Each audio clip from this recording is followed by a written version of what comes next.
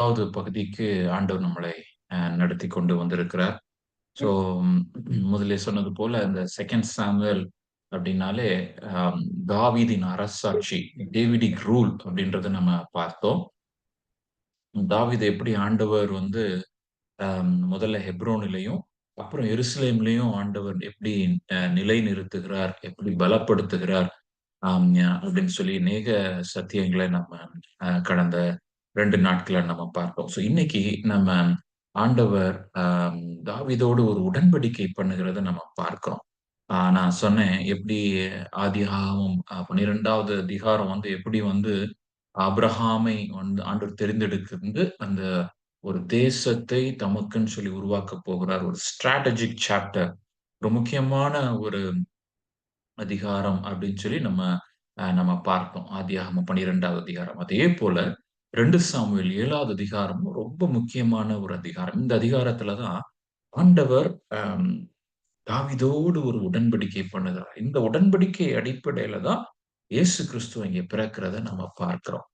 So அதனால இத ரொம்ப முக்கியமா நம்ம கவனிக்க இருக்கிறோம். ஸோ 7வது அதிகாரத்த நம்ம எல்லாருமே எடுத்துக்கொள்ளலாம். நான் கிட்டத்தட்ட அந்த உடன்படிக்கையினுடைய முக்கியமான அம்சங்கள நான் முழுமையா நான் வந்து எழுதியிருக்கிறேன். போட்டிருக்கிறேன்.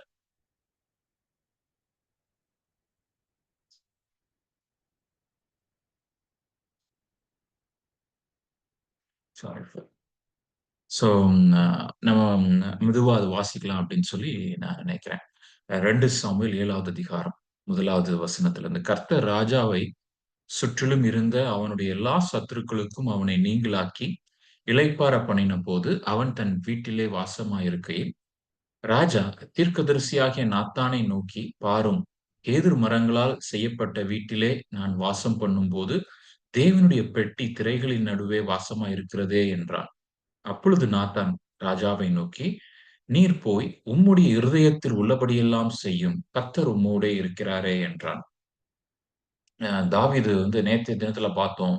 ஆம், ஆண்டவருடைய இதயத்துக்கு ஏற்ற தாவீது எப்பொழுதுமே அதர்ஸ் ஓரியன்டட், மற்றவர்களை முன்பாக நிறுத்தி மற்றவர்களுடைய அந்த காரியங்களை பிரதானமாக பார்த்து தன்னுடையவைகளை வந்து லாஸ்டா பார்க்கிற ஒரு கேரக்டர் இருக்குது அப்படின்னு சொல்லி நம்ம நேற்றைய தினத்துல பார்த்தோம். அதே தான் இன்னைக்கும் கண்டினியூ ஆகுறது நீங்க பாக்குறீங்க அப்படின்னா, அவனுக்கு நல்லா ராஜா வந்து அவனுக்கு நல்ல வீடு கட்டி குடுத்திருக்கிறான். எல்லாமே நல்லா இருக்குது. ஆனா திடீர்னு உனக்கு ஒரு எண்ணம் வருது. நான் நல்லா வீட்ல நான் இருக்கிறேன். ஆனா ஆண்டவருடைய பெட்டி வந்து இப்படி இருக்குதே அப்படின்னு சொல்லி. ஆகாய் தீர்க்கதரிசி அ இதே காரியத்தை கேட்கிறத நம்ம பார்க்க முடியும். என் தேவனுடைய ஆலயம் இடிந்து கிடக்கிறப்ப, நீங்க உங்க வீட்ல "மச்சுப்பாவின வீட்டில் நீ வந்து சந்தோஷமாக நீ எப்படி குடியிருக்கிறது உனக்கு மனசு இருக்குது?" அப்படின்னு சொல்லி ஆகாய் தீர்க்கதரிசி இந்த காரியத்தை தான் இங்கே இஸ்ரவேல் ஜனங்கள தட்டி எழுப்புகிறத நம்ம பார்க்கிறோம். So the priority, the message of priority, எது நம்ம லைஃப்ல வந்து பிரையாரிட்டியை பிரையாரிடைஸ் பண்றோம். ஜெனரலா நம்மளுடைய பிரையாரிட்டி வந்து கடவுளுக்கு லாஸ்ட்டா தான் இருக்கும். ஆம், அதாவது ஃபர்ஸ்ட் நம்ம லைஃப்ல பிரையாரிட்டி நான் அப்படின்னு தான் நம்ம யோசிப்போம். ஆ இட்ஸ் ஆல் அபௌட் மீ, என்னுடைய விருப்பம். ஆண்டவர் என்னைய ஆசீர்வதிக்கணும். ஆம் அடுத்து 2வது பாயிண்ட்ல வர்றப்போ வந்து நம்மளுடைய இமிடியேட் ஃபேமிலி நம்ம யோசிப்போம். நம்ம பிள்ளைங்க, நம்மளுடைய ரிலேட்டிவ்ஸ் அப்படின்னு நம்ம யோசிப்போம். Second priority. 3 பிரையாரிட்டி தான் சர்ச்ச யோசிப்போம். பிலீவர்ஸ் இந்த மாரி ஊழியங்கள் அப்படின்னு 3 பிரையாரிட்டில யோசிப்போம். அண்ட் ஃபைனல் பிரையாரிட்டில ஆண்டவர கொண்டு வரும். நான் சொல்றது உங்களுக்கு ஆச்சரியமா இருக்கலாம். பட் நீங்க கொஞ்சம் ஒரு ஹார்ட்ல ஒரு செல்ஃப் எக்ஸாமினேஷன் நீங்க பண்ணி பார்த்தீங்கன்னாலே, அது வந்து இத யாரும் அக்செப்ட் பண்ண மாட்டாங்க. "இல்ல, இல்ல பிரதர் நான் வந்து ஃபர்ஸ்ட் பிரையாரிட்டி ஆண்டவருக்கு தான் பிரதர் குடுக்குறேன்" அப்படின்னு சொல்லுவாங்க. But it's not that easy commitment. இது ரொம்ப எளிதான ஒரு கமிட்மெண்ட் கிடையாது. முதல் பிரையாரிட்டி ஆண்டவர் தான் அப்படின்னு சொல்ற ஒரு கமிட்மெண்ட்.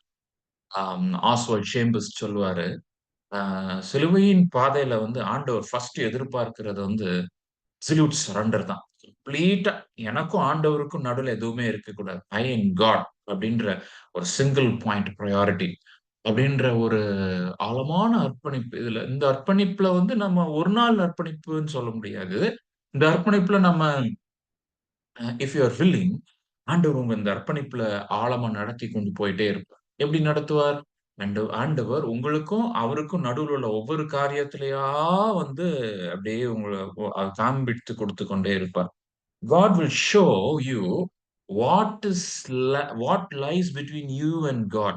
ஆண்டவருக்கும் நம்மளுக்கும் இடையில என்ன இருக்குது அப்படின்றத வந்து காண்பித்து கொடுத்துக் கொண்டே இருப்பார். எப்ப காமிப்பார்? அதுல ஒரு செக் இருக்குது. எல்லாருக்கும் காமிக்க மாட்டார். Only those who want to come closer to God. ஆண்டவரே, இந்த பைபிள் ஸ்டடி மூலமாக ஒரு படி நான் வரணும்னு நினைக்கிறேன் அப்படின்னு சொல்லி நீங்க ஜெபம் பண்ணிட்டு இருந்தீங்கன்னா, இந்த இந்த அந்த 5 நாட்களையும் ஆண்டவர் ஒரு சில வெளிப்பாடுகளை குடுப்பார். அத இந்த லெசன்ஸ தொடர்ந்து உங்க லைஃப்ல ஆண்டவர் கிரியை செய்ய ஆரம்பிச்சுருவாரு. எப்படி கண்டுபிடிக்க முடியும் அது? எனக்கும் ஆண்டவருக்கும் நடுவுல ஒண்ணு இருக்குது அப்படின்னா, நீங்க இப்போ ஒரு நபர வந்து ஆண்டவரோட அதிகமா நேசிக்கிறீங்க அப்படின்னா, அவங்க உங்கள வந்து தப்பா நடத்த போறாங்க. இல்லன்னா வந்து அவங்க மூலமா ஒரு பெரிய ஒரு இதய உடைப்பு இருக்குது. ஓகே. என்ன பிரதர் ஒரு ஆசீர்வாதமான செய்தி சொன்னீங்கன்னா, இதய உடைப்பு, அது உடைப்புன்ட்டு கிடக்குறீங்க அப்படின்னு சொல்லிறாதீங்க. நெறைய டைம்ஸ் வந்து ஆண்டவர் அப்படிதான் நம்மள்ட்ட காமிச்சு குடுக்கவே முடியும். இப்ப யாராச்சும் ஒருத்தர் நம்ம ரொம்ப நேசிக்கிறவங்க, ஆண்டவரையும் விட அதிகமா நேசிச்சிருப்போம். நம்மளுக்கு தெரியாது பாருங்க. தெரியாது. அதுதான் நான் சொல்லிட்டு இருக்கிறேன். நம்மளுக்கு தெரியாது. ஆண்டவரையும் விட நம்ம அதிகமா நேசிக்கிற ஒரு நபர், நம்மள டப்புன்னு கீழ போடப்போது, டப்புன்னு கீழ போட்டா கூட தெரியாது. லைட்டா கீழ போட்டா கூட, அப்படியே இடிஞ்சு, உடைஞ்சு போயி ஜெபம் கூட பண்ண மாட்டான். ஜெபம் பண்றதுக்கே மனசு இருக்காது. மூட் இருக்காது. அப்செட் ஆயிருவோம். அந்த அப்செட் எந்த அளவுக்கு வரும் அப்டின்னா, ஆண்டவருக்குள்ள ரிலேஷன்ஷிப்ப அடி வாங்கும். அப்பதான் உங்களுக்கு தெளிவு வரணும். Any problem which causes you to go away from the lord. ஆண்டவருக்கும் உங்களுக்கும் ரிலேஷன தூரப்படுத்துது. எனி ப்ராப்ளம்னா, அந்த ப்ராப்ளத்தோட ரூட்ட நீங்க பாருங்க. இது ஆண்டவருக்கும் உங்களுக்கும் நடுவுல இருக்குது. ஒரு ப்ராப்பர்ட்டி ரிலேட்டடா இருக்கலாம். இல்ல ஒரு அ ஒரு ஒரு உறவு ரிலேட்டடா இருக்கலாம். So the problem sometimes speaks அப்படின்றத மறந்து போகக்கூடாது. ஆம். எல்லா ப்ராப்ளமும் வந்து சும்மா சும்மா ஆண்டவர் அனுமதிக்கிறது கிடையாது. சர்டன் ப்ராப்ளம்ஸ் வந்து ஆண்டவர் ஏன் அனுமதிக்கிறாரு அப்படின்னா, to reveal to us about our own selves.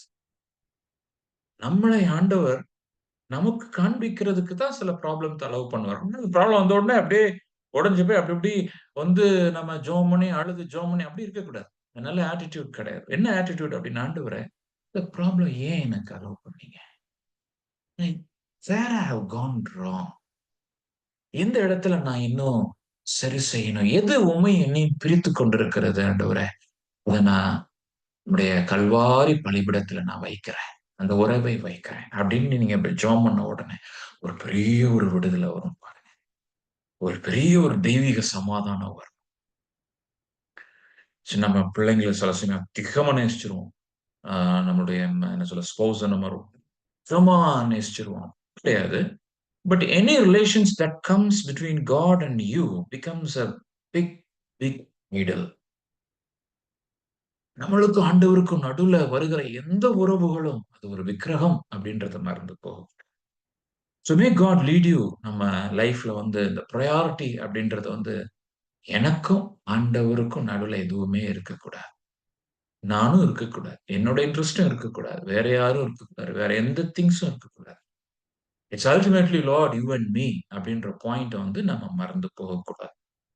இப்ப ராஜா நீங்க வந்து தாவீது ராஜா வந்து, நான் இப்படிப்பட்ட ஒரு வீட்ல எப்படி வாழ முடியும்? அப்படின்ற இந்த பாயிண்ட்ல தான் அவன் போய் நாத்தான்ட்ட ஒரு அட்வைஸ் கேட்கிறான். Being a prophet. அட்வைஸ் கேட்ட உடனே அவன் என்ன சொல்றான் பாருங்க 3வது வசனத்துல, அப்பொழுது நாத்தான் ராஜாவை நோக்கி, "நீர் போய் உம்முடைய இருதயத்தில் உள்ளபடியெல்லாம் செய்யணும். உள்ளத்துல என்ன இருக்கோ அது இப்படி செஞ்சிடு. ஆண்டவர் உன் கூட இருக்கிறார்லப்பா. ஆண்டவர் நிச்சயமா செஞ்சிரும். ஒண்ணும் பிரச்சனை இல்ல. ஆண்டவருக்காக தானே பண்ற." அப்படின்னு சொல்லி பிளன்ட்டா எஸ் சொல்லிர்றான். அதுக்கு அடுத்து என்ன வருது பாருங்க. அன்று ராத்திரியிலே கர்த்தருடைய வார்த்தை நாத்தானுக்கு உண்டாகி அவர், "நீ போய் என் தாசனாகிய தாவீதை நோக்கி கர்த்தர் சொல்லுகிறது என்னவென்றால்" அப்படின்னு சொல்லி ஆண்டவர் இன்னொரு ரெவலேஷன குடுக்கிறார். இப்ப நாத்தான் வந்து ஒரு தீர்க்கதரிசி தான். தீர்க்கதரிசி சொல்றபடி அவன் அது ஆண்டுடைய சித்தம்னு நெனச்சு அவன் செஞ்சிருக்கலாம். ஆனா, அந்த தீர்க்கதரிசி தவறு தவறு செய்கிறார். ஆண்டுடைய சித்தத்தை அவர் புரிந்து கொள்ளவில்லை. இல்லை என்று சொன்னால் ஆண்டவருடைய வழியை புரிந்து கொள்ளவில்லை. அங்கே வந்து ஆண்டவருடைய ஆலயத்தை கட்ட வேண்டியது ஆண்டவருடைய சித்தம் தான். ஆனா காலம் கிடையாது. அது தாவீதின் மூலமா கிடையாது. இந்த காலம் கிடையாது. அது இன்னொரு காலத்துல, இன்னும் சில வருஷங்கள் கழித்து சாலமோனுடைய கையினால அது கட்டப்பட இருக்கிறது. காட்ஸ் அது என்ன சொல்ல, David was thinking God's thoughts அப்படின்ற மறந்து போகக்கூடாது. தேவனுடைய சிந்தனைகள் தாவீதுக்கு இருந்தது உண்மைதான். ஆனா டைமிங் நம்மளுக்கு ரொம்ப முக்கியம். இந்த நேரத்துல இதுதானா? இத நான் செய்றது சரிதானா? அப்படின்றது. தீர்க்கதரிசியே வந்து அதுக்கப்புறம் சரி செய்ய வேண்டிய ஒரு சூழ்நிலை. இன்று ராத்திரியில அவனுடைய வெளிப்பாடு வந்தது. சும்மா நம்ம லைஃப்ல இந்த 3 காரியத்த நீங்க மறந்துறாதீங்க. God's will, God's way, God's time. தேவனுடைய சித்தம், தேவனுடைய வழி, தேவனுடைய நேரம். தேவனுடைய சித்தத்தை மாத்திரம் அறிகிற அறிவு நம்மளுக்கு போதாது. தேவனுடைய வழிகள் எப்படி கிரியை செய்ய போகிறார்? தேவனுடைய நேரங்கள் எந்த காலகட்டத்தில கிரியை செய்ய போகிறார் அப்படின்ற ஞானம் நம்மளுக்கு ரொம்ப அதிகமாக அவசியம் அப்படின்னு சொல்லி நீங்க மறந்து போகக்கூடாது. ஓகே. சோ அன்று ராத்திரியில் ஆண்டவருடைய வார்த்தை நாத்தானுக்கு எப்படி உண்டாகிறது? நீ போய் என் தாசனாகிய தாவீதை நோக்கி கர்த்தர் சொல்லுகிறது என்னவென்றால், நான் வாசமாய் இருக்கத்தக்க ஆலயத்தை நீ எனக்கு கட்டுவாயோ? ஆண்டவர் வந்து ஒரு சர்க்காஸ்டிக்கா ஒரு கேள்வி கேட்கிறார். நான் இருக்கிற மாரி உன்னால கட்ட முடியுமாப்பா? வானம் எனது சிங்காசனம், பூமி என் பாதப்படியா இருக்கிறதே! இவ்வளவு பெரிய ஆலயத்தை நீ கட்டுவாயோ? பவுல் அத்தேனா பட்டணத்துல வந்து பிரசங்கம் பண்றப்ப, அவர் சொல்லுகையில வந்து, அவர் மனுஷனால கட்டப்படுகிற ஆலயத்துல அவர் வாசம் செய்கிற தேவன் அல்லவே! ஆவியாயிருக்கிற தேவன். 6வது வசனம். நான் இஸ்ரவேல் புத்திரரை எகிப்திலிருந்து புறப்பட பண்ணின நாள் முதற்கொண்டு இந்நாள் வரைக்கும் நான் ஒரு ஆலயத்திலே வாசம் பண்ணாமல், கூடாரத்திலும், வாசஸ்தலத்திலும் உலாவினேன் அப்படின்றார். வித்தியாசமான ஒரு அ அ ஒரு வார்த்தை. உலாவினேன். I was moving. I was dwelling. The manifest presence of the Lord. ஆண்டவருடைய அந்த பிரசன்னமாகுதலை நம்ம இன்னைக்கு நம்ம உணர முடியும் பாருங்க. எங்கே 2, 3 பேர் என் நாமத்தினாலே கூடி இருக்கிறீர்களோ அவர்கள் மத்தியில் நான் இருப்பேன் அப்படின்னு சொல்றாரு. ஒரு 3 பெர்சனா 2 பேர் நம்ம இருக்கிறோம் அப்படின்னா, இன்னைக்கு ஒரு 30 பேர் நம்ம ஜாயின் பண்ணியிருக்கிறோம். 31 நபரா அவரு ஒரு ஜாயின் பண்ணி அப்படியே கேட்டுட்டு இருக்கிறாரு. That's a manifest presence of the Lord. ஆண்டவர் நம்மளுக்குள்ள இருக்கிறார் உண்மைதான். நம்மோடு கூட இருக்கிறார் உண்மைதான். That's also a third level of God's presence blessings. அது என்ன அப்படின்னா, ஆண்டுடைய பிரசன்னமாகுதல் நம்மிடத்துல இருக்கணும் அப்படின்றத மறந்து போகக்கூடாது. Okay. God innocent with us. நம்மோடு கூட எப்பொழுதும் இருக்கிறார். அவருடைய பிரசன்ஸ் நம்ம விட்டு போகவே போகாது. எப்போதும் நம்மளோட தான் கூட இருப்பாரு. ஆனா, the manifest presence வந்து ஆம், நம்ம வந்து அந்த அவருடைய பிரசன்னமாகுதல் வந்து அப்படி ஒண்ணு இருக்குது. அது நம்ம ரொம்ப நம்ம விரும்பணும். அதுதான் அது சமாதானம் சமாதானம், தெய்வீக சமாதானம் சொல்றோம் இல்லையா? அந்த சமாதானத்துக்கும், ஆண்டவருடைய பிரசன்னத்துக்கும் ரொம்ப சேர்ந்து ஒத்து இருக்கும் பாருங்க. இந்த சமாதானம் இருந்தாலே ஆண்டவர் பிரசன்ஸ் இருக்கும். ஆண்டவர் பிரசன்ஸ் இருந்தா சமாதானம் இருக்கும். இன்னும் ஒரு வியாக்கியானத்தின்படி ஆண்டுடைய சமாதானம் தான் ஆண்டுடைய பிரசன்னமா மத்தபடி ஏதோ ஒரு ஃபீலிங் கிடையாது. Peace is not a feeling. சமாதானம் மனதுல எனக்கு ரொம்ப சமாதானமா இருக்குது, நிம்மதியா இருக்கு அப்படின்னு சொல்றோம் இல்லையா? சந்தோஷம்ன்றது வேற. ஜாய் அப்படின்றது வேற. அது குதூகலிப்பு. ஆ பட் சமாதானம்ன்றது it's a state of balance. Perfect balance. நம்முடைய மைண்ட், நம்முடைய ஹார்ட், பாடி எல்லாமே வந்து ஒரு பெர்ஃபெக்ட் பேலன்ஸ்ல ஆவியானவர் மட்டும் தான் அந்த பெர்ஃபெக்ட் பேலன்ஸ்ல குடுக்க முடியும். ஆண்டவர் மட்டும் தான் குடுக்க முடியும். சோ அவர் நம்ம மத்தியில வாசம் செய்கிற தேவனா இருக்கிறார். புதிய ஏற்பாட்டில் நாம பார்க்கிறோம். நீங்களே அந்த ஆலயம் அப்படின்னு சொல்றார். இப்ப நம்ம மத்தியில அவளுக்குள்ள அவர் வாசம் செய்கிறார். அதான் the beauty of God's presence. அப்படிப்பட்ட ஒரு அ ஒரு ஒரு ஒரு எதிர்பார்ப்பு, ஒரு என்ன சொல்ல ஒரு தர்ஸ்ட் ஒரு தாகம் நம்மட்ட இருக்கணும். ஆண்டவரே, உடைய மேனிஃபெஸ்ட் பிரசன்ஸ் என்னோடு கூட இருக்கணும் அப்படின்னு சொல்லி. ஒரு வசனம் கூட எனக்கு ஞாபகம் வருது. யோவான் யோவான் எழுதுற நற்செய்தி நூல்ல இருந்து ஒரு சின்ன ஒரு ஒரு கிராஸ் ரெஃபரன்ஸ் நம்ம பார்க்கலாம். ஆ அ ஆ 14வது அதிகாரம். யோவான் எழுதின நற்செய்தி 14வது அதிகாரம் பாருங்களேன். ஓகே. நான் வாசிக்கிறேன். 14வது அதிகாரம் 17வது வசனம். உலகம் அந்த சத்திய ஆவியானவரை காணாமலும் அறியாமலும் இருக்கிறபடியால் அவரை பெற்றுக்கொள்ள மாட்டாது. அவர் உங்களுக்குள்ளே அவர் உங்களுடனே வாசம் பண்ணி உங்களுக்குள்ளே இருப்பதால் நீங்கள் நீங்கள் அவரை அறிவீர்கள். 2 பாருங்க. அவர் உங்களுடனே வாசம் பண்ணி உங்களுக்குள்ளே இருப்பதால் நீங்கள் அவரை அறிவீர்கள். உங்களுடனே, with us. God will be with you. உங்களுக்குள்ளே, in you. God will be in you. ஆவியானவர் நம்மளுக்குள்ளே ஊற்றப்படுகிறார். நம்ம பிலீவ் பண்றோமோ, என்னைக்கு நம்ம ஆண்டவராகிய இரட்சகர் எனக்காக கல்வாரி சிலுவையிலே மரித்தார், அவர் எனக்காக உயிர்த்தார் அப்படின்னு சொல்லி என் பாவத்தினால நான் குத்தப்பட்டவனாக நான் என்னைக்கு நான் ஆண்டவர் கரத்துல ஒப்பு கொடுக்கிறேனோ அன்னைக்கு ஆவியானவர் வந்துட்டார். அந்த பாவத்தின் குத்தப்படுதலே ஆவியானவருடைய கிரியை தான் அப்படின்னு சொல்லி நீங்க வந்து மறந்து போகக்கூடாது. சோ ஆவியானவர் எப்ப அவர இந்த நம்ம ஆண்டவர்ட்ட வர்றப்பவே அவர்தான் நம்மள கூட்டிக்கிட்டே வர்றார். ஆண்டவர நெருங்குறதுக்கு அவர்தான் உதவி செய்கிறார். ஆனா, இந்த ஆவியானவருடைய நிறைவு அப்படின்றது வந்து, அது நாம எவ்வளவு தூரத்துக்கு அவர் சொல்றபடி நடக்கிறோம் அப்படின்னு சொல்லி நம்ம கவனமாய் அவர் சொல்றத கேட்டு நடக்கிறப்ப, அந்த நிறைவு நம்ம வாழ்க்கையில காணப்படும். ஏதோ ஒரு மீட்டிங்ல ஆ இல்லையா நான் அபிஷேகம் பெற்றேன், நான் ஆவியானவரை பெற்றுக்கொண்டேன் அப்படின்னு சொல்லி சில பேர் அப்படியே திருப்தி ஆயிருவாங்க. ஒரு நாள் எக்ஸ்பீரியன்ஸ். ஒரு நாள் ஆண்டவர் டச் பண்ணியிருப்பார். உண்மதான். இன்னைக்கு ஆண்டவர் ஏதோ ஒரு தொடுதல் இருந்திருக்கும். ஆனா, அத அவர் ஒரு ஆவிக்குரிய திருப்தியா வச்சு, அத ஒரு ஆவிக்குரிய கிளாஸா வச்சு, அத ஒரு ஆவிக்குரிய பெருமையா மாறுவதனால், ஆவியானவர் அப்படியே அமைதியாயிரு. சுத்த ஆவியானவர் பெருமையான இருக்கிற இடத்துல அவர் இருக்கவே முடியாது. சொன்னேன் இல்லையா?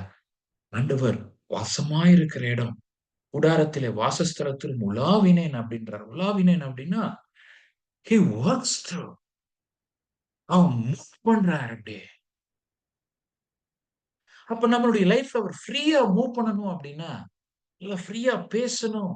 ஆவியானவர் பேசுற சத்தம் நம்மளுக்கு காதுகள்ல கேட்கும் அப்படின்னு சொல்லி ஏசாயா தீர்க்கதரிசன் அவன் சொல்லுகிறான். அவர் பேசுறது நம்மளுக்கு கேட்கும். அமர்ந்த மெல்லிய சத்தத்துல கேட்கும். நான் சொல்றது கீழ்ப்படியணுமே. ஏன் இந்த 17வது வசனத்துல அவர் உங்களுடனே வாசம் பண்ணி நான் வந்து யோவான் 14, 17 வாசித்து கொண்டு இருக்கிறேன். உங்களுக்குள்ளே இருப்பதால் நீங்கள் அவரை அறியீர்கள். சரி ரைட். இப்ப அது மட்டும் தான் ஆண்டவருடைய பிளெஸ்ஸிங்கா? இன்னும் பாருங்க. மேனிஃபெஸ்ட் பிரசன்ஸ் நான் சொன்னது எது அப்டின்னது 23வது வசனம். யோவான் 17, 14, 23. இயேசு அவனுக்கு பிரதியுத்தரமாக, "ஒருவன் என்னில் அன்பாய் இருந்தால், அவன் என் வசனத்தை கைக்கொள்ளுவான். அவனில் என் பிதா அன்பாய் இருப்பார். நாங்கள் அவனிடத்தில் வந்து அவனோடே வாசம் பண்ணுவோம்." இயேசு கிறிஸ்து சொல்றார் பாருங்க.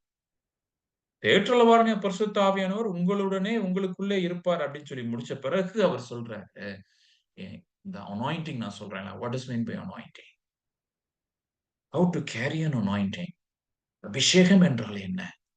It's a threefold manifest presence. அந்த திரியேக தேவனுடைய 3 பேரும் நம்மிடத்துல வாசம் செய்கிற ஒரு அனுபவம். எப்ப நடக்கும்னு சொல்லி அது சொல்ற 23ஆம் வசனத்துல இயேசு அவர்கள் பதில் இயேசு ஒருவன் என்னில் அன்பா இருந்தா. It starts with loving relationship. அன்பா இருந்தால்.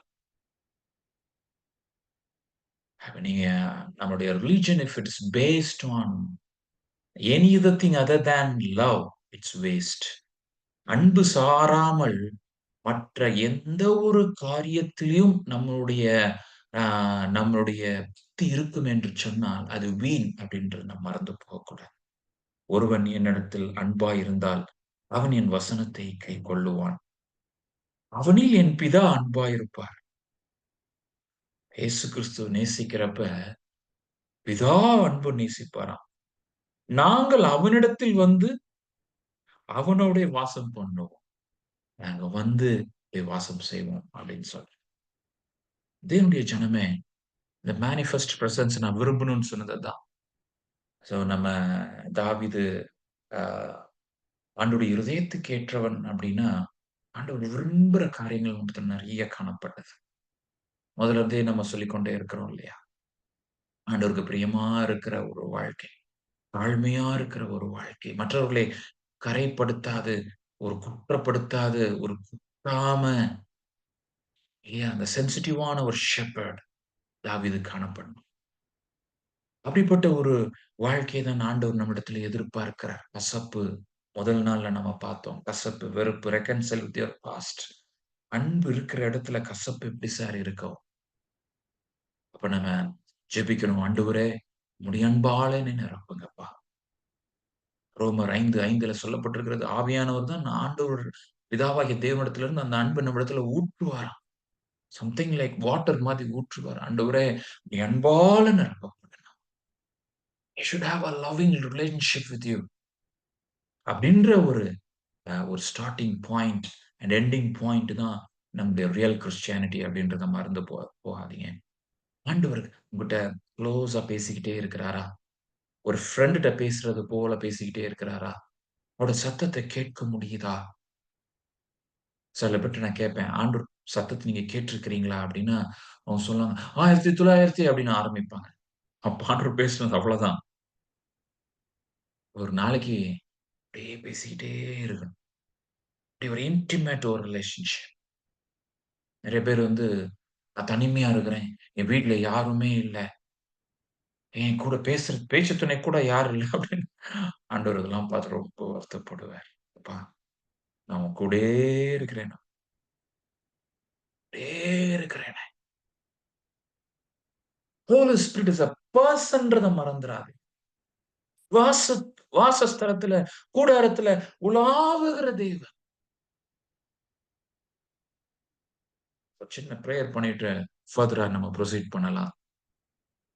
நான் குறிப்பிட்ட டைம்ல கரெக்ட்டா முடிச்சுருவேன். பட் ஐ அம் நம்ம கொஞ்சம் ஆண்டவர்ட்ட நெருங்குறதற்கான ஒரு ஜெபத்த நம்ம செய்யலாம். ஆண்டவரே, உம்முடைய சத்தத்தை நான் கேட்டு பழக எனக்கு உதவி செய்யும். உம்மோடு நெருங்கி நடக்க உதவி செய்யும். ஏனோக்கு கர்த்தரோடு கூட நடந்தான். அப்படிப்பட்ட ஒரு க்ளோஸ் இன்டிமசி எனக்கு தாங்கப்பா. எல்லாரும் உள்ளத்தின் ஆழத்துல இருந்து ஜெபம் பண்ணுங்க. ஆண்டவரே, ஓப்பன் மை இயர்ஸ். என்னுடைய காதுகள் திறக்கப்படட்டும். பிரகாசமுள்ள மனக்கண்கள் உண்டாகட்டும் ஆண்டவரே. நான் வேதத்தை தியானிக்கும் பொழுது உம்முடைய சத்தம் தெளிவாய் என் இதயத்தில் கொடிக்கட்டும் ஆண்டவரே. ஏதோ ஒரு ஃபீபிளான வாய்ஸ் இல்ல. ஏதோ ஒரு தூரத்துல கேட்கிற சத்தம் அல்ல ஆண்டவரே. என் நேசரின் சத்தம் என் காதுகளுக்கு இனிதாயிருக்கட்டும் ஆண்டவரே. உம்முடைய அன்பால் என்னை நிரப்புங்க. என்னிடத்துல இருக்க மிருகத்தனங்களை எல்லாம் எடுத்து போடுங்க. நன்றி இல்லாத தன்மையெல்லாம் எடுத்து போடுங்க. கசப்புகளை எல்லாம் எடுத்து போடுங்க. வீண் வைராக்கியங்களை எல்லாம் எடுத்து போடுங்க. Help us to come closer to you. உம்மோடு கூட நெருங்கி நடக்க எங்களுக்கு உதவி செய்யுங்க. இயேசுவின் நாமத்தில் பிதாவே. ஆமென். ஆண்டவர், நான் வாசஸ்தலம் பண்ணுகிறவன். வாசஸ்தலத்துல உலாவுகிற தேவனா இருக்கிறேன். எனக்கு எப்படி நீ ஒரு ஆலயத்தை கட்ட முடியும்? அப்படின்னு சொல்லுகிறார். நான் இஸ்ரவேலாகிய என் ஜனத்தை 7வது வசனம். இஸ்ரவேலாகிய என் ஜனத்தை மேய்க்கும்படிக்கு கட்டளையிட்ட இஸ்ரவேல் கோத்திரங்களில் ஒரு கோத்திரத்தையாவது நோக்கி, நீங்கள் எனக்கு கேதுரு மரத்தால் செய்யப்பட்ட ஆலயத்தை கட்டாதிருக்கிறது என்ன என்று நான் இஸ்ரவேல் புத்திரருக்கு உலாவி வந்து இவ்விடத்திலாவது யாதொரு வார்த்தை சொன்னதுண்டோ? அவன் சொன்னான், "நெறைய எனக்காக நீங்க செய்யணும்னு சொல்லியிருக்கிறேன். பட் எனக்குன்னு ஒரு ஆலயம் கட்டணும் அப்படின்னு நான் சொல்லவே இல்லையேப்பா" அப்படின்னு சொல்றார் ஆண்டவர். இப்பொழுதும் நீ என் தாசனாகிய தாவீதை நோக்கி சேனைகளின் கர்த்தர் சொல்லுகிறது என்னவென்றால், நீ இஸ்ரவேல் என்கிற என் ஜனங்கள் அதிபதியாய் இருக்கும்படி, ஆடுகளின் பின்னே நடந்த உன்னை நான் ஆட்டு மந்தையை விட்டு எடுத்து, நீ போன எவ்விடத்திலும் உன்னோடே இருந்து, உன் சத்துருக்களை எல்லாம் உனக்கு முன்பாக நிர்மூலமாக்கி ஆண்டவர் தாவீதோட வாழ்க்கையில அப்படியே ரிமைண்ட் பண்றார். உன் சத்துருக்களை எல்லாம் நிர்மூலமாக்கினேன். பூமியில் இருக்கிற பெரியோர்களின் நாமத்திற்கு ஒத்த பெரிய நாமத்தை உனக்கு உண்டாக்கினேன். நான் என் ஜனமாகிய இஸ்ரவேலுக்கு ஒரு இடத்தை ஏற்படுத்தி, அவர்கள் தங்கள் ஸ்தானத்திலே குடியிருக்கவும், இனி அவர்கள் அலையாமலும் பாருங்களேன், அலையாம வீண் அலைச்சல்கள் வந்து ஆண்டவர் விரும்புறது கிடையாது. வீணா அலையாத இடத்துல நீ குடியிரு என்றார். தமது ஜனத்தை வந்து அப்படியே அமர பண்ணுகிற தெய்வன். அமர்ந்த மெல்லிய ஸ்தானங்களை நம்மை மேய்க்கிற தேவனாயிரு. நல்ல மேய்ப்பன் ஐயா அவர். கடினமான மேய்ப்பன் இல்ல. சில நேரங்கள்ல கடினமான பாதை நம்ம வாழ்க்கையில அப்பப்ப ஆண்டவர் அலோப் பண்ணுவார். அது நம்மள பலப்படுத்துறதற்கும், நம்மை அவரை போல மாற்றுவதற்கும், நம்மளுக்கு சில ஆவிக்குரிய படிப்பினைகளை கற்பிப்பதற்கும் தான் சில நேரங்கள்ல பள்ளத்தாக்குகளின் அனுபவங்கள ஆண்டவர் அனுமதிக்கிறார் ஒழிய, எந்நேரம் நம்மளை கஷ்டப்படுத்துறது கிடையாது. முன்போல நான் என் ஜனமாகிய இஸ்ரவேல் மேல் நியாயாதிபதிகளை கட்டளையிட்ட நாள் வரைக்கும் நடந்தது போலும், நியாயக்கேட்டின் மக்களால் இனி சிறுமைப்படாமலும் இருக்கும்படி அவர்களை நாட்டினேன். இஸ்ரவேல் ஜனங்கள் ஆண்டவர் எப்படி நடத்துறாரு பாருங்க. எப்படி நடத்துறாராம், ஒரு இடத்தை ஏற்படுத்துறாராம். அந்த ஸ்தானத்துல குடியிருக்க பண்ணுகிறாராம். அவர்கள் அலையக்கூடாதுன்னு நினைக்கிறாராம். அவர்களை யாரும் சிறுமைப்படுத்தக்கூடாது. பெரு பெருக்காதபடிக்கு. அவன் பெருகு ஆண்டுடைய சித்தமே என்ன? நீ பலுகி பெருகணும் அப்படின்றார். நேற்றைய தினத்திலே அத நான் சொன்னேன். You have to have an greater influence. தாவீது அவன் வந்து he became greater and greater. பெருத்தான் அப்படின்னு சொல்லி நம்ம பார்த்தோம் இல்லையா? நம்ம இன்ஃப்ளூயன்ஸ் ஆண்டவர் பெருகப்படணும்னு நினைக்கிறார். ஆனா, பிசாசு சிறுமைப்படுத்தணும், பெருகக்கூடாது. உன்னுடைய வீட்டுக்குள்ளேயே தான் நீ இருக்கணும். உன்னை பத்தியே யோசித்து, நீயே சோர்ந்து போய், அப்படியே நீ இரு அப்படின்னு தான் பிசாசு சொல்லிட்டே இருப்பான். அத தொடர்ந்து நம்ம பார்க்கலாம். 11வது வசனம். உன்னுடைய எல்லா சத்துருக்களுக்கும் உன்னை நீங்கலாக்கி இளைப்பாறவும் பண்ணினேன். என்ன பிளெஸ்ஸிங்ஸ் பாருங்க. எத்தன பிளெஸ்ஸிங்ஸ் அப்படியே. பெரிய நாமத்த உண்டாக்கினேன். இடத்த குடுத்தேன். நல்ல ஸ்தானத்த குடுத்தேன். கலையாமல் உன்னை பாதுகாப்பா வைத்தேன். சிறுமைப்படுத்தாதபடி நான் நாட்டினேன். இளைப்பாற செய்தேன். ரெஸ்ட் ஆண்டவர் கொடுக்கிறார். நல்ல ஒரு ரெஸ்ட் இல்லையா? தாவீதுக்கு எல்லாம் முடிஞ்சிருச்சு. எல்லாம் ரெஸ்ட். சில சமயங்கள்ல என்ன பிரச்சனை அப்டின்னா, இப்டி ஆண்டவர் ஆசீர்வதிக்கணும்னு நெனைக்கிறாரு பாருங்க. ஆனா அந்த ஆசீர்வாதத்தப்ப ரொம்ப கவனமா இருக்கணும். நேத்தும் நம்ம பார்த்தோம். ஆசீர்வாதத்தின் நோக்கங்கள் இருக்கிறது. அப்படியே ரெஸ்ட் குடுத்த உடனே அப்படியே ஓவரா ரிலாக்ஸ் ஆயிடுறது. அப்படி கிடையாது. இந்த ரெஸ்ட் நாட்கள்லயும் நேத்து ஒரு புது ஊழியத்த ஆண்டவர் நம்மளுக்கு குடுத்திருக்கிறார். ஜெப ஊழியத்த குடுத்திருக்கிறார். நான் நெறைய ஜெபிக்கணும்னு ஆண்டவர் சொல்றார். ஃபோன்ல எவ்வளவு ஊழியங்கள் சாதிக்கலாம். ஃபோன்ல இன்னைக்கு ஏகப்பட்ட ஊழியங்கள் சாதிக்கலாம். ஏஜெண்ட் என்ன சொல்ல டிஸ்டன்ஸ் இந்த ஏரால கிடையவே கிடையாது. முன்னாடி வந்து நீங்க சொன்னீங்கன்னா, ஓகே. வயசாயிருச்சு. எனக்கு வந்து சில காரியங்கள்லாம் செய்ய முடியாது. வீட்லயே தான் இருக்கிறேன் அப்படின்னு நான் சொன்னீங்கன்னா, அது ஓகே. இன்னைக்கு வீட்ல இருந்துட்டு எவ்வளோ பெரிய மீட்டிங்ஸ் நடத்தலாம். எவ்வளோ காரியங்கள் நடத்தலாம். இல்லையா? எவ்வளவு ஊழியங்கள் செய்யலாம். போக்குச் சொல்ல இடமே கிடையாது. இடமே கிடையாது. இளைப்பாற பண்ணுகிற தேவன். ஆண்டவர் சொல்ற 11வது வசனம் ரொம்ப கிளாசிக்கான வசனம். இப்பொழுதும் கர்த்தர் உனக்கு வீட்டை உண்டு பண்ணுவார் என்பதை கர்த்தர் உனக்கு அறிவிக்கிறார். நீ எனக்கு வீட கட்டணும்னு சொன்னியா? நான் உனக்கு வீட்டை உண்டு பண்ண போகிறேன். Praise the Lord. உன் நாட்கள் நிறைவேறி நீ உன் பிதாக்களோடு நித்திரை பண்ணும்போது, நான் உனக்கு பின்பு உன் கர்ப்ப பிறப்பாகிய உன் சந்ததியை எழும்பப் பண்ணி, அவன் ராஜ்யத்தை நிலைப்படுத்துவேன். அவன் என் நாமத்திற்கென்று ஒரு ஆலயத்தை கட்டுவான். அவன் ராஜபாரத்தின் சிங்காசனத்தை என்றைக்கும் நிலைக்கப் பண்ணுவேன். நான் அவனுக்கு பிதாவாய் இருப்பேன். அவன் எனக்கு குமாரனாய் இருப்பான். அவன் அக்கிரமம் செய்தால், நான் அவனை மனுஷருடைய மிலாற்றினாலும், மனுபுத்திரருடைய அடிகளாலும் தண்டிப்பேன். இதுல நம்ம லைஃப்ல கூட சில சமயம் ஆண்டவர் அனுமதிப்பார். மனுஷனுடைய மிலாற்று. ஆண்டவர் விட்டு விலகும் பொழுது, பொல்லாத மனுஷர்கள் சில சமயம் நம்ம மேல ஏறி போக பண்ணிருவார். நம்மளை சிறுமைப்படுத்தும்படி, கொஞ்சம் நம்ம ட்ராக் மாறுறப்ப, மனுபுத்திரருடைய அடிகள் நம்மளுக்கு இருக்கும். அதனால சில பேர் சில மனுஷர்கள் நம்மை அவமதிக்கிறப்ப, தூக்கி போடுறப்ப, அதுலயும் ஒரு மெசேஜ் இருக்கான்னு ஆண்டவர்ட்ட நீங்க கேட்டுக்கிடணும். ஒரே is something that you want to communicate through this experience அப்படின்னு நீங்க கேட்டுக்கணும் பாருங்க. 15வது வசனம். உனக்கு முன்பாக நான் தள்ளிவிட்ட சவுலிடத்திலிருந்து என் கிருபையை விலக்கினது போல அவனை அவனை விட்டு விலக்க மாட்டேன். அதாவது உன்னுடைய சந்ததியை விட்டு விலக்க மாட்டேன். உன் வீடும், உன் ராஜ்யமும் என்றென்றைக்கும் உனக்கு முன்பாக ஸ்திரப்பட்டிருக்கும்.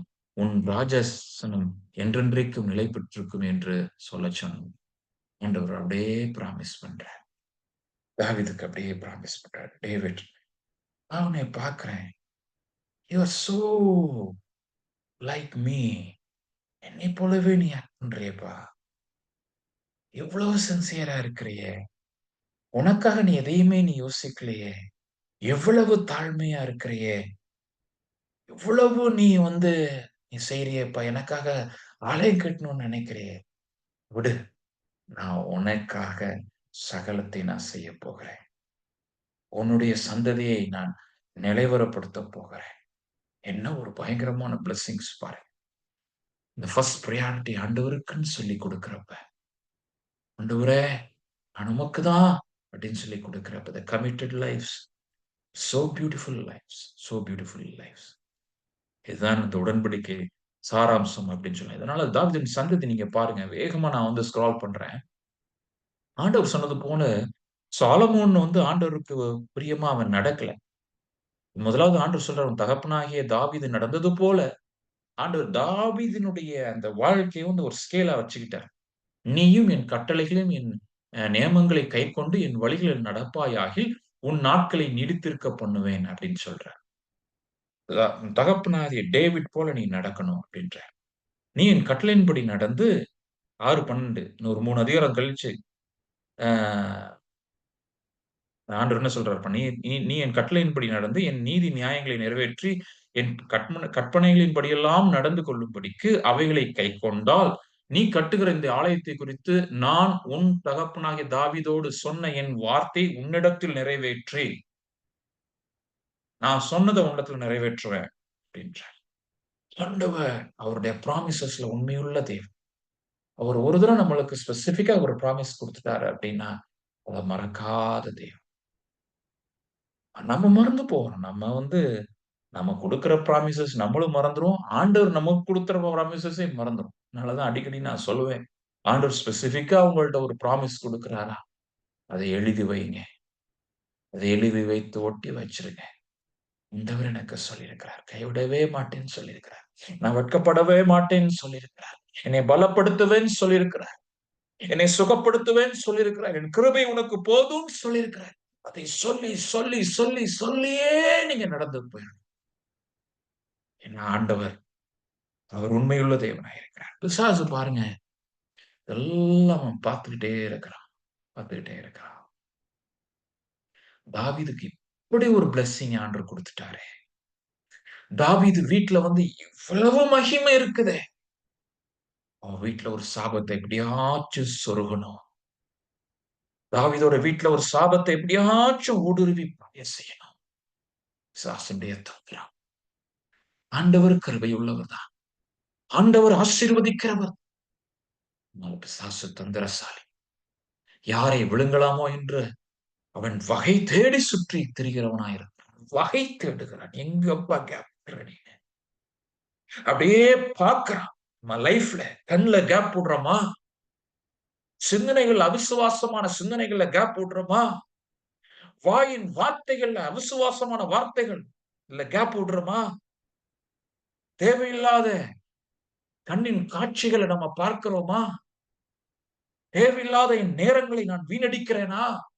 அப்படியே ஆண்டவர் இவ்வளவு ஆசீர்வாதத்தை ஒரு மனுஷனுக்கு எப்படி சார் கொடுக்க முடியும்? அது அப்படியே பொங்கி எழுகிறது. எரிச்சலும் மனம் பெண்ணும் பிசாசுக்கு பொங்கி எழுகிறது. அப்படியே வந்து கொண்டே இருக்கிறான் பாரு. வந்து கொண்டே சுகமான ஒரு சம்பவம் நடக்க போகுது. ஆனா அதுக்கப்புறம் நீங்க பாத்தீங்கன்னா தாவீதின் நிமித்தம், தாவீதின் நிமித்தம் அப்படின்னு தான் ஆண்டவர் சொல்றாரு. தாவீதின் நிமித்தம் எவ்வளவோ அவன் பெர்ஃபெக்ட்டா இருந்தான். இன்னொரு இடத்துல நீங்க பாத்தீங்க அப்படின்னா 1 ராஜாக்கள் 15:5 தாவீது ஏத்தியனாகிய உரியாவின் சங்கதி ஒன்று தவிர இந்த ஒரு இன்சிடென்ட் ஒரு இன்சிடென்ட் ஆண்டவர் அவன் லைஃப்ல எதையுமே நெகட்டிவா பார்க்கவே இல்ல. இந்த ஒரு இன்சிடென்ட். ஆசா தன் தகப்பனாகிய தாவீதைப் போல கர்த்தருக்கும் பார்வைக்கு செம்மையானதை செய்தான். 2 ராஜாக்கள் 8:16 பாருங்க. இஸ்ரவேலின் ராஜாவாகிய ஆகாபின் குமாரன் யோராமுடைய 5ஆம் வருஷத்திலே யோசபாத் யூதாவிலே இன்னும் ராஜாவா இருக்கையில் இதெல்லாம் ஓகே, ஓகே, ஓகே, ஓகே. 19வது வசனம். கர்த்தர் உன் குமாரருக்குள்ளே எந்நாளும் ஒரு விளக்கை உனக்கு கட்டளையிடுவேன் என்று தம்முடைய தாசனாகிய தாவீதுக்கு சொன்னதின்படியே அவன் நிமித்தம் அவர் யூதாவை முற்றிலும் கெடுக்கவில்லை. தாவீதின் நிமித்தம் ஆண்டவர் யூதா மேலயும் யாரும் அதுக்கப்புறம் நிறைய ராஜாக்கள் சில ராஜாக்கள் மாத்திரம் தான் நீதிமான்களா இருந்தாங்க. ஆசா, யோசபாத் இவங்க இப்படிப்பட்ட சில ராஜாக்கள் மாத்திரம். எசேக்கியா சில ராஜாக்கள் மட்டும் தான் உண்மையா இருந்தாங்க. மற்றபடி இன் ஜெனரல் உண்மை இல்லாது இருந்தது. இப்படிலாம் வர்றப்ப எரேமியா காலங்கள்ல எருசலேம் இடிக்கப்படுகிறது, ஆலயம் இடிக்கப்படுகிறது, எல்லாம் இழந்து போகப்படுகிறது. அப்ப தாவீதுக்கு கொடுக்கப்பட்ட அந்த நித்திய சிங்காசனம் எங்கேயா போச்சு அப்படின்னு சொல்லி எல்லாரும் கேள்வி கேட்கிற மாதிரி இருக்கிறப்பதான் எரேமியா தீர்க்கதரிசி 33 20 21ல தீர்க்க தரிசனமாய் சொல்லுகிற காரியம், குறித்த நேரங்களிலும் பகற்காலமும் ராக்காலமும் உண்டாகாதபடிக்கு நீங்கள் பகற்காலத்தை குறித்து நான் பண்ணின உடன்படிக்கையையும் ராக்காலத்தை குறித்து நான் பண்ணின உடன்படிக்கையும் அவமாக்கினார். என் தாசனாகிய தாவீதோடே நான் பண்ணின உடன்படிக்கையும் அவன் சிங்காசனத்திலே அரசாளும் குமாரன் அவனுக்கு இல்லாமல் போகும்படியாக அவமாகும். அதாவது ஆண்டு என்ன சொல்றான்னா, டேன்னு ஒண்ணு இருக்கிற வரைக்கும், டே அண்ட் நைட் இருக்கிற வரைக்கும் நான் பண்ண அந்த உடன்படிக்கை அப்படிதான் இருக்கும். இப்ப கொஞ்ச நாள் உங்களுக்கு இல்லாம இருக்கலாம். பட் ஐ வில் ரிஸ்டோர் அப்படின்றார். அதேதான் எசேக்கியேல் மூலமாக சொல்றார். அவர்களை மேய்க்கும்படி என் தாசனாகிய தாவீது இன்னும் ஒரே மேய்ப்பனை நான் அவர்கள் மேல விசாரிப்பாய் இருக்க ஏற்படுத்துவேன். ஃபியூச்சரிஸ்டிக்கா பேசுறாரு. தாவீதின் குமாரனாகிய இயேசு கிறிஸ்துவை குறித்து சொல்லும் பொழுது என் தாசனாகிய தாவீது. சோ தாவீது வந்து இயேசு கிறிஸ்துவ வந்து அவர் முன்ன அறிவிக்கிறவராய் இருக்கிறார். The type of Jesus Christ. Because of his nature of justice, righteousness of his நீதி, நேர்மை, ஆண்டவருக்கு பிரியமாயிருக்கிறது, மன்னிக்கிற சுவாபம், ஆண்டவருடைய அன்பால நடத்தப்படுகிறது, உண்மையா இருக்கிறது, தன்னை குறித்து எதுவுமே கவலைப்படாம இருக்கிறது.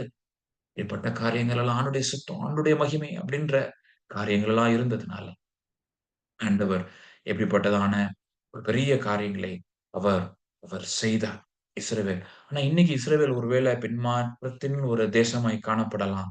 மறுபடியும் ஆண்டவர் இஸ்ரவேலை சந்திப்பார் அப்படின்னு சொல்றதுதான் நம் வேதத்தினுடைய முழு சத்தியத்திலேயும் ஒரு சத்தியம் அப்படின்றத நம்ம மறந்து போகக்கூடாது. நிச்சயமாக ஆண்டவர் இஸ்ரவேலை மறுபடியும் அவர் சந்திப்பார். இன்னைக்கு தாவீதின் அந்த சந்ததியார், அந்த யூதா கோத்திரத்தார் மேக்சிமம் இருக்கிறாங்க அப்படின்றாங்க.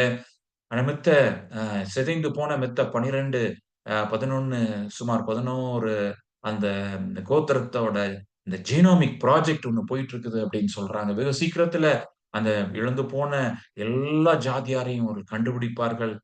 வெகு சீக்கிரத்துல இஸ்ரவேலர்கள ஆண்டவர் அறிந்து கொள்வார்கள் அப்படின்னு சொல்லி நம்ம பார்க்கிறோம். வெளிப்படுத்தின விசேஷத்துல அதற்காக இஸ்ரவேல் தேசத்துக்காக நம்ம ஜெபிக்கிறதுக்கு கடமையுள்ளவா இருக்கிறோம். அதைத் தொடர்ந்து நம்ம பார்த்தோம் அப்படின்னா 2 சாமுவேல் 8ல இருந்து 10வது அதிகாரம் வரைக்கும் பெலிஸ்தர் மேல தாவீது வெற்றி பெறுகிறார். மோவாபியர் மேல வெற்றி பெறுகிறார். சேபாவின் மேல வெற்றி பெறுகிறார். சீரியர் மேல, ஏதோமியர், அம்மோனியர், ஒரு மேசிவ் விக்டரிஸ், மேசிவ் விக்டரி, பயங்கரமான ஜெயங்கள் அங்கே காணப்படுகிறது தாவீதோட அவருடைய அரசாட்சியில.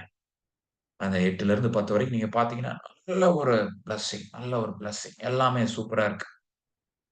சரி, தாவீதின் தலைவர்கள் 2 சாமுவேல் 8 15 18ல நம்ம பார்க்க முடியும். யோவாப் பார்த்தோம் இல்லையா? நம்ம அந்த அ அப்னேரை தந்திரமாய் கொலை செய்த யோவாப் தான் ராணுவ தலைவன்.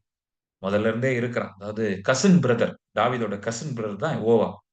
நான் சொன்ன முதல் நாள்ல ஞாபகம் இருக்கும்னு நினைக்கிறேன். யோசபா மந்திரி, சாதேக், அகிமெலேக் இவர்கள்லாம் ஆசாரியர்கள். செராயா அப்படின்றது வந்து சம்பிரதி செக்ரட்டரி. பெனாயா அப்படின்றவரு தலைவர்கள். யாரோட தலைவர்? பிலேத்தியர், கிரேத்தியர் அப்படின்னு 2 குரூப் வந்து தாவீதோட அவங்க இணைந்தாங்க. சிக்லாக்ல இணைந்தாங்க. இவர்கள் எல்லாம் அங்கே லோக்கல் பீப்பிளா இருந்தவங்க. பட் அவங்கலாம் தாவீதுக்கு உண்மையாக இருந்தவர்கள் அப்படின்னு சொல்லி சொல்றாங்க. தாவீதுக்காக வந்து படையில சேனையில வந்து ரொம்ப சண்டை போட்டவர்கள், சண்டையிட்டவர்கள். சோ அவர்களுக்காக ஒரு லீடர். நம்ம டேவிடோட அந்த லீடர்ஷிப் கெப்பாசிட்டிய நம்ம இதுலலாம் பார்க்க முடியும். தாவீதின் குமாரர்களை வந்து பிரதானிகளாக அவன் வைத்திருந்தான். சோ இப்படிப்பட்ட நல்ல ஒரு அரசாட்சி எல்லாமே அருமையாக போய்க் கொண்டிருக்கிறதான காரியத்தின் மத்தியில தான் தாவீதினுடைய அந்த பாவத்தின் நிகழ்வை வந்து நம்ம 11வது அதிகாரத்துல நம்ம பார்க்கிறோம். 10லே வந்து ஒரு சின்ன சருகல் அங்க ஏற்படுகிறது. 10:7 நீங்க பார்த்தீங்கன்னா 2 சாமுவேல் 10:7 அவன் யுத்தத்துக்கு போகல. அதை தாவீது கேள்விப்பட்டபோது யோவாபையும் பராக்கிரமசாலிகளையும் சமஸ்தர எல்லாத்தையும் அனுப்பிட்டு அவன் யுத்தத்துக்கு போகல. அப்ப அ நேத்தே நம்ம இன்னும் 2 கேப்ப நம்ம பார்த்தோம். அவன் நெறைய மனைவிகளை வைத்திருந்தது இவருடைய ராஜாக்கள் வைக்கக்கூடாது. அதேபோல வந்து தேவனுடைய பெட்டிய கொண்டு போற விதங்கள் தவறுனா, சோ தேவனுடைய அந்த வழிநடத்துதல்ல சின்ன சின்ன கேப் விடுற மாதிரி இருக்குது. பெருசா தெரியாது. அதான் சொன்னேனே, பிசாசுக்கு வந்து என்ன அப்டின்னா, அவன் வந்து இவ்ளோ பெரிய ஒரு உடன்படிக்கை தாவீதோட பண்ணிட்டாரே ஆண்டவர். நித்திய வீட்ட அவனுக்கு குடுத்துட்டாரே. நித்திய சிங்காசனத்த குடுத்துட்டாரே. அப்டின்ற ஒரு பயங்கரமான ஒரு ஒரு காரியம். அதனால ஒரு சின்ன கேப் இருந்தாலும் போதும். பிசாசு அதன் மூலமாக வந்து எல்லாத்தையும் அவன் அழிக்கிறதற்கு அவனுக்கு பவர் இருக்குன்றத மறந்து போகக்கூடாது. ஒரிஸ்சாவுல மிஷனரியா இருந்தப்ப, அந்த காட்டு பகுதியில நெறைய பாம்பு வரும் பாருங்க. சில டைம் வந்து பாம்பு வராதபடிக்கு அந்த குட்டி, குட்டி கேப் எல்லாம் அடைச்சுக்கிட்டு இருப்போம். பாம்பு சில சமயம் பூரா குட்டி, குட்டி பாம்பு வேற வந்துரும். குட்டியா இருக்கும் பாம்பு. அது எல்லா கேப்லயும் பேப்பர வச்சுக்கிட்டு, அத வச்சுக்கிட்டு, இத வச்சுக்கிட்டு நல்லா ஞாபகம் இருக்கு. எங்க வீடு வந்து அந்த ஃப்ளோர் லெவல்ல அப்படியே தான் இருக்கும். கொஞ்சம் கூட ஒரு ஸ்டெப் மேல வச்சு ஏறுற மாரி இருக்காது. பாம்பு கீம்பு வர்றதுக்கு நல்லா வசதியா இருக்கும். அப்படிப்பட்ட ஒரு வீட்ல தான் ஆண்டவர் கிருபையா ஆண்டவர் பாதுகாத்தார் ஒரு 3 வருஷம். நீங்க பார்த்தீங்கன்னா, சின்ன பாம்பு தானே அப்படின்னு யாரும் விடமாட்டாங்க. விசேஷமா நாகப்பாம்புலாம் பார்த்தீங்கன்னா, சின்ன பாம்பு அப்படி வேகமா கொத்துமாம். அதோட அந்த அந்த பெர்சன்டேஜ் ஆஃப் பாய்சன் வந்து குட்டி பாம்புல தான் நெறைய இருக்கு. ஒரு சின்ன பாவம், சின்ன கேப்பு இத விட விட விட என்ன ஆகுது பாருங்களேன். 11:1 மறு வருஷம் ராஜாக்கள் யுத்தத்துக்கு புறப்படும் காலம் வந்த பொழுது, தாவீது யோவாபையும் அவனோடே கூட தன் சேவகரையும் இஸ்ரவேல் அனைத்தையும் அம்மோன் புத்திரரை அழிக்க ரப்பாவை முற்றுகை போட அனுப்பினான். தாவீதோ எருசலேமில் இருந்து விட்டான். சின்ன சின்ன மிஸ்டேக் அவனுடைய டியூட்டில அவன் நார்மல் டியூட்டில ஃப்ளக்சுவேட் ஆகுறான். இதெல்லாம் first signs of backsliding. Normal duty. என்னது நம்ம காலைல எந்திரிச்சு, குளிச்சு, ஃப்ரெஷ் ஆகுறதே ஒரு நார்மல் டியூட்டி தான். நீ மறந்துறாத. எக்சர்சைஸ் பண்றது, வாக்கிங் போறது, நம்ம சமைக்கிறது, காரியங்கள செய்றது, நார்மல் டியூட்டீஸ்ல நம்ம வந்து ஃப்ளக்சுவேட் ஆகுறோம் அப்டின்னா, தட் இட்செல்ஃப் அங்கேயே நீங்க வந்து சுதாரிக்கணும். ஏதோ நான் தப்பா இருக்கிறேன். அப்டின்ற ஒரு உணர்வு வந்துரணும். நார்மலா நான் இல்லையே! அதிக நேரம் தூங்குற மாரி இருக்குதே! என்னோட ஷெட்யூலிங்ல நான் கரெக்ட்டா இல்லையே! நேரத்த வீணடிக்கிற மாரி இருக்குதே! நேரத்த வீணடிக்க பழகிட்டான் தாவீது. இன்னொரு பாயிண்ட் 11:3ல நீங்க பார்த்தீங்கன்னா அந்த ப அவன் வந்து ஸ்நானம் பண்ணுகிற ஸ்திரிய பார்த்த பிறகு பத்சேபேல பார்த்த பிறகு யார் என்று விசாரிக்க ஆள் அனுப்பினான். அவள் எலியாமின் குமாரத்தியும், ஏத்தியனாகிய உரியாவின் மனைவியாகிய பத்சேத். ஏத்தியன் அவன் வந்து இஸ்ரவேலன் கிடையாது. நம்ம நம்ம லைட்டா தலைவர்கள் பார்த்தோம்னா பெலேத்தியர் கூட இருந்தாங்க, கிரேத்தியர் கூட இருந்தாங்க, ஏத்தியர்கள் கூட இருந்தாங்க. அதாவது நெறைய பேர் அவனோட மிலிட்டரி கேம்பெயின்ஸ்ல நெறைய பேர் அவனுக்கு வந்து உண்மையா இருந்த நபர்கள் உண்டு. இது என்ன எனக்கு என்னுடைய வியாக்கியானம் எனக்கு என்ன ஒரு உள்ள உள்ள ஒரு எண்ணம் அப்டின்னா தாவீது ஒருவேளை இவன் இஸ்ரவேலரா இருந்திருந்தா, ஒரு மாதிரி வேற மாரி ட்ரீட் பண்ணியிருப்பானே. ஏத்தியன் தானப்பா. ஏத்தியர்னா ஆண்டவர் வந்து அமலேக்கியரெல்லாம் அழிக்க சொல்றார். அப்படின்னு அவன் கேர்லெஸ்ஸா இருந்துட்டானோ! ஏத்தியன் தானே. ஆனா அப்படியும் சொல்ல முடியாது. ஏன்னா 11:11 நீங்க பார்த்தீங்கன்னா, அவன் உரியா வந்து ஆ தாவீது வந்து நீ வந்து யுத்த களத்திலிருந்து வீட்டுக்கு அனுப்பி உன் மனைவியோட சந்தோஷமா இருன்னு சொல்றான். ஏன்னா பாவம் பண்ண பிறகு அவ பிரெக்னன்ட் ஆயிட்டா. அந்த பிரெக்னன்சிய மறைக்கிறதுக்கு தாவீது பயங்கரமா பிளான் போட்டுட்டு இருக்கிறான். அப்ப உரியாவோட ஸ்டேட்மெண்ட் என்ன?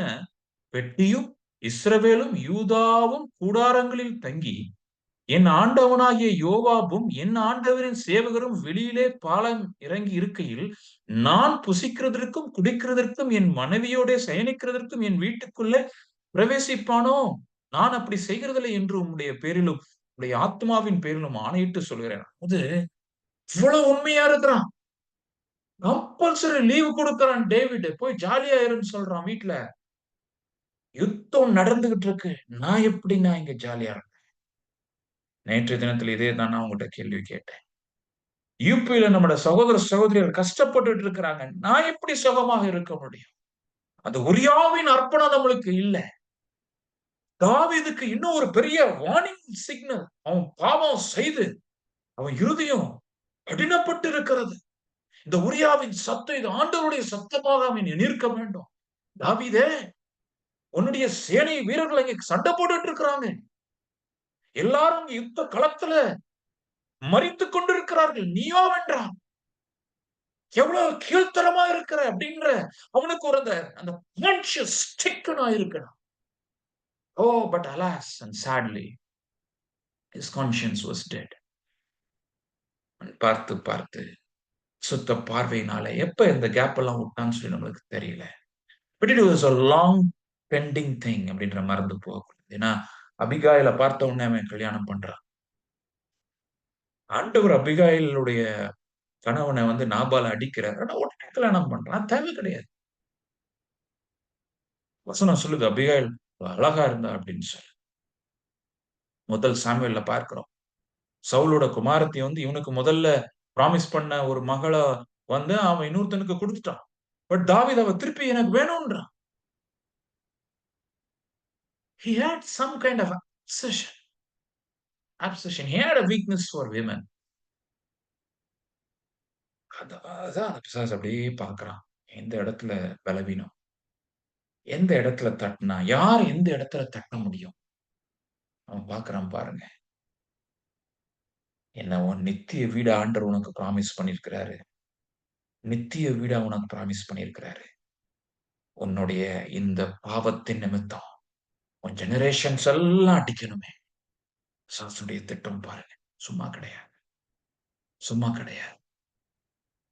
உரியா வந்து படை தளபதிகள்ல ஒருத்தன். 39 பேர்ல ஒருத்தனா இருந்தான். 23, 39 நம்ம எவ்வளவோ எல்லாத்தையும் மூடி மறைச்சு பார்க்கிறான் தாவீது. முடியல. கடைசில நாத்தான் மூலமா கிருபையா வந்து மனம் திரும்புறான். 2 சங்கீதங்கள் இருக்கிறது. 32, 51 ஆண்டவர் மன்னிக்கிறார். அவன் ஜீவனை விட்டு விக்கிறார். பட் என்ன ஆண்டவர் சொல்லுகிறார் பாருங்க. பாவத்தின் விளைவு இப்பொழுதும் நீ என்னை அசட்டை பண்ணி ஏத்தியனாகிய உரியாவின் மனைவி உனக்கு மனைவியாக எடுத்துக் கொண்டபடியால் பட்டயம் என்றைக்கும் உன் வீட்டை விட்டு விலகாது. என்ன சார் பிசாசு நினைச்சது நடந்துருச்சே. நித்திய வீடு உனக்கு உண்டாயிருக்கும். தாவீதின் சிங்காசனத்துல உனக்கு கண்டிப்பா ஒருத்தன் வருவான் அப்படின்னு சொன்னார். அந்த ஆசீர்வாதம் அது கண்டிப்பா இருக்கும். ஆனா அதோட சேர்ந்து பட்டயமும் வந்துருச்சே. பட்டயத்தை நான் கொண்டு வந்துட்டேனே.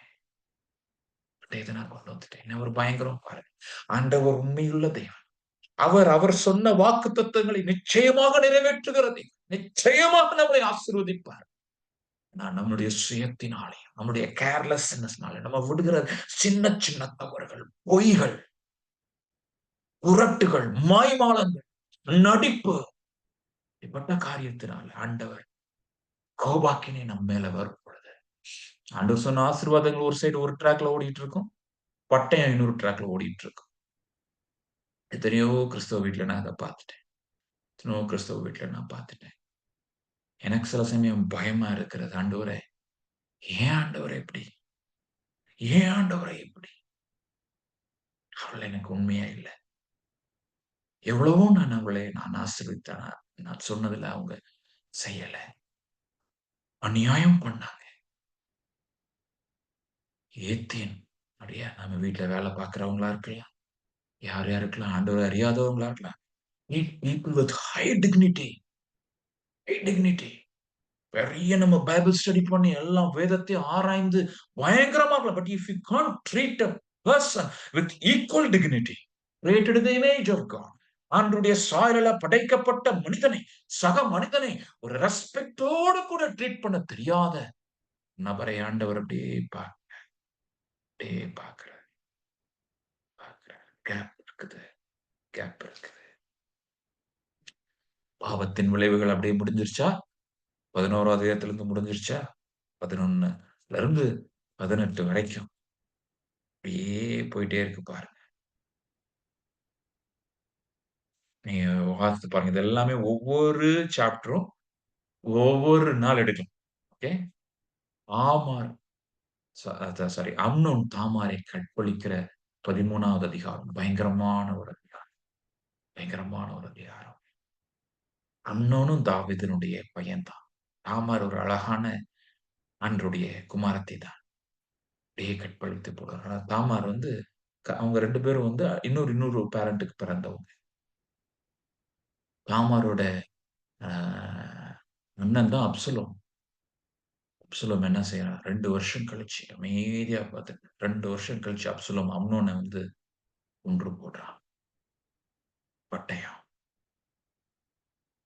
அப்சலோம் பயந்து போய் ஓடி போறான். 3 வருஷம் வெளிய இருக்கிறான்.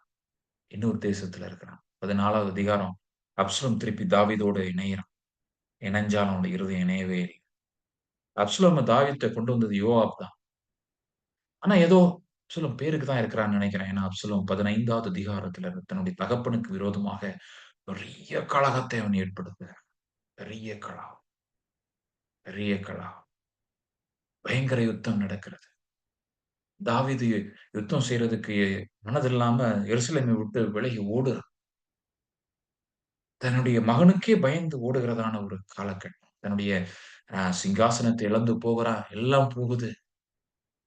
ஆனாலும் அவனுடைய கிருபையாக 18வது அதிகாரத்துல நம்ம பார்க்க முடியும். கிருபையாக ஆண்டவர் அ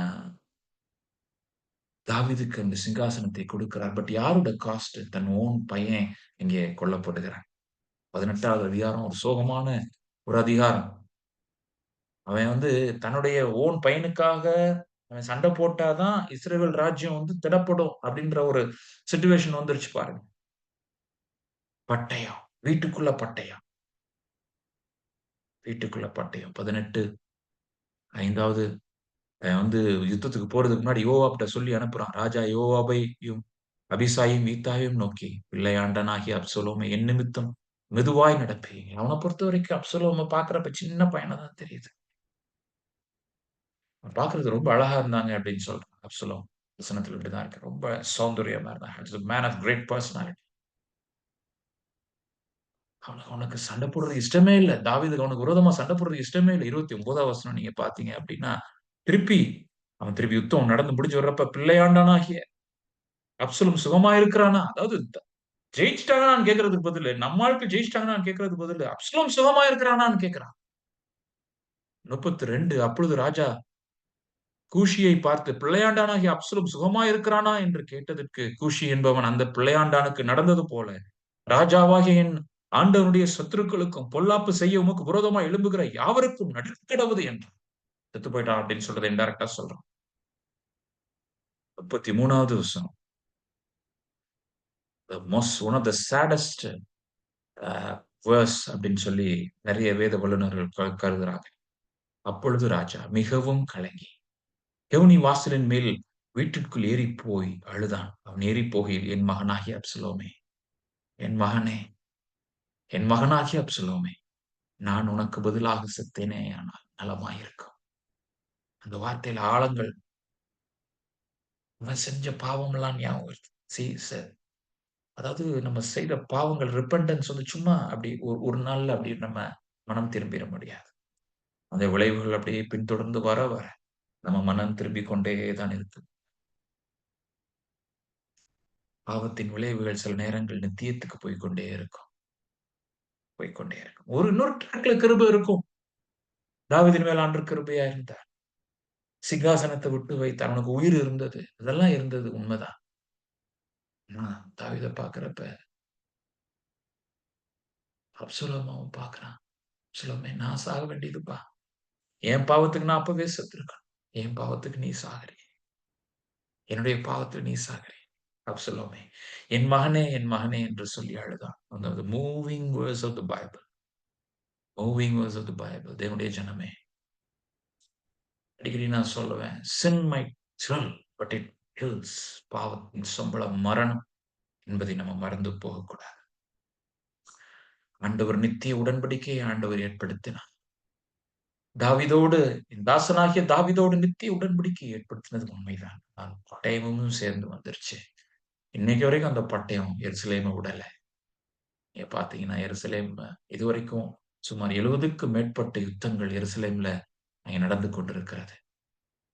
இயேசு கிறிஸ்துவுக்கும் அதே பட்டயம் தான். மேய்ப்பனை வெட்டுவேன் இல்லையா? தேவனுடைய ஜனமே, பாவம் சாதாரண ஒரு காரியம் அல்ல.